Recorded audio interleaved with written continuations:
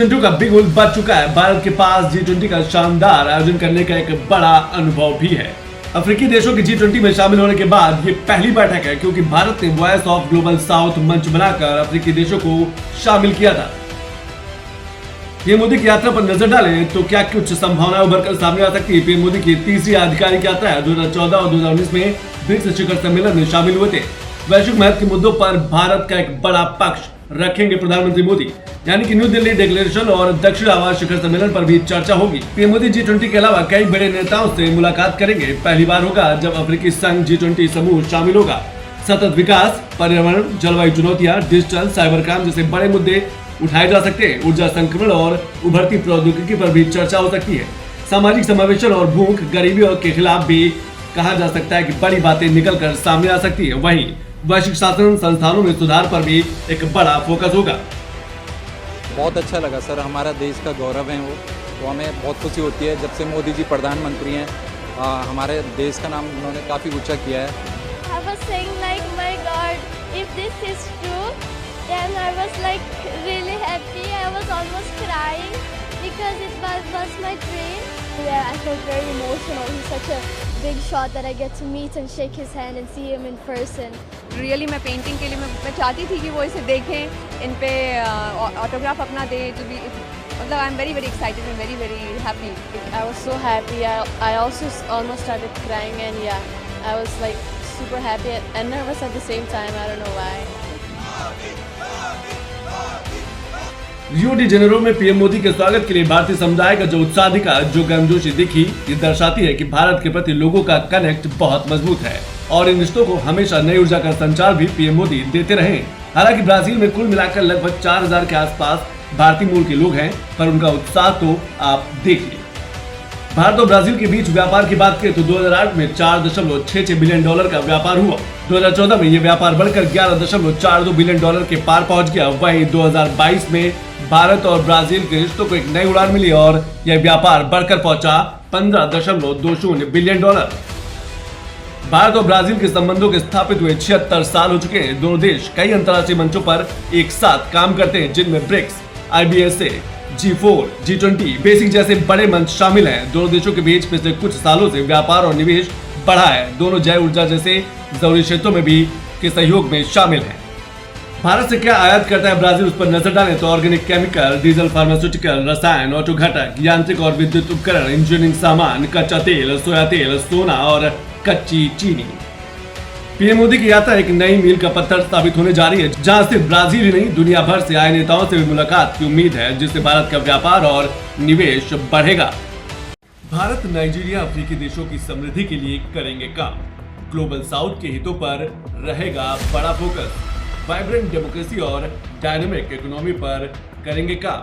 21 तोपों की सलामी से प्रधानमंत्री मोदी का स्वागत। 140 करोड़ भारतीयों को समर्पित मुझे मिला पुरस्कार।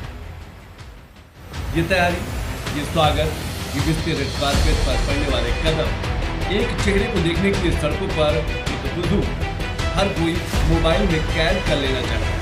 नाइजीरिया की सड़कों से लेकर सेमिनार हॉल तक मोदी के नारों से गूंज रहा था पूरा नाइजीरिया। 16 से 21 नवंबर तक पीएम मोदी 3 देशों की यात्रा पर है, जिसमें उनका पहला पड़ाव था नाइजीरिया। भारत और नाइजीरिया के रिश्तों पर नजर डालें तो नाइजीरिया अफ्रीका की एक बड़ी अर्थव्यवस्था है। 2023-24 में लगभग $7.89 बिलियन अमेरिकी डॉलर का द्विपक्षीय व्यापार भारत और नाइजीरिया के बीच होता है। प्रधानमंत्री मोदी के नाइजीरिया दौरे से संस्कृति, भूवैज्ञानिक सर्वेक्षण, डिजिटल को बढ़ावा देने को लेकर समझौते हुए हैं। पारंपरिक चिकित्सा को लेकर भी एक आम सहमति बनी है। रियायती ऋण से विकास करना और प्रशिक्षण कार्यक्रम भी शामिल किए गए हैं।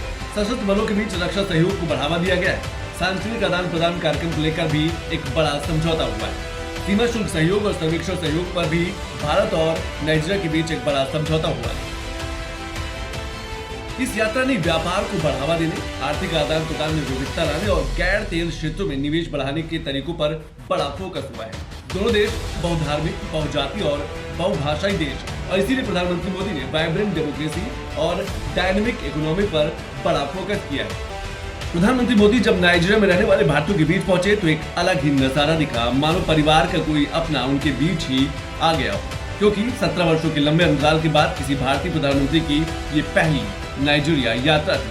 पहले आप ये जोश, ये शोर, ये नारों को सुनिए, मानो नाइजीरिया नहीं भारत का कोई स्टेडियम।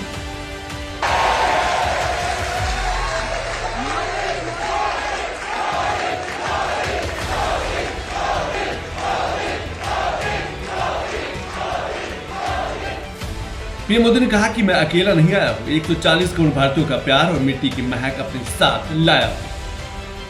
ये मेरी पहली नाइजीरिया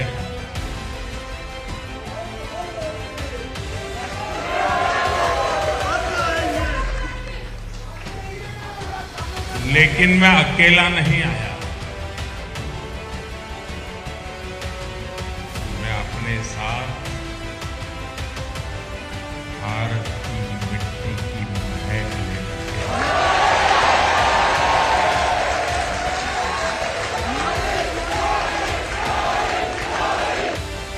पीएम मोदी की नाइजीरिया यात्रा कई मायनों में बेहद अहम रही है, क्योंकि नाइजीरिया तेल और गैस का प्रचुर मात्रा में भंडार करने वाला देश है और इसीलिए चीन की नजर भी नाइजीरिया के तेल और गैस भंडार पर हमेशा रहती है। नाइजीरिया सरकार के मुताबिक जनवरी 2024 के आंकड़ों की बात करें तो नाइजीरिया के पास 37.5 अरब बैरल का भंडार है तेल और प्राकृतिक गैस का। चीन की नजर भी नाइजीरिया के तेल पर लगी है। भारत और नाइजीरिया के रिश्तों की गर्माहट ने दोनों देशों को और करीब ला दिया है और इसीलिए पीएम मोदी ने भारतीयों से राम मंदिर के दर्शन करने का भी आह्वान किया है। अयोध्या में 500 साल बाद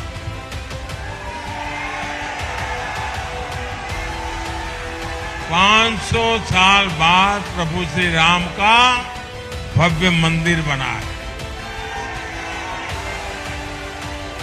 आप खुद भी दर्शन करिएगा, अपने बच्चों को भी वहां के दर्शन कराइएगा। आप ग्रुप प्लान कीजिए, पहले प्रवासी भारतीय दिवस, फिर महाकुंभ और उसके बाद गणतंत्र दिवस, यानी एक प्रकार से त्रिवेणी है आपके लिए।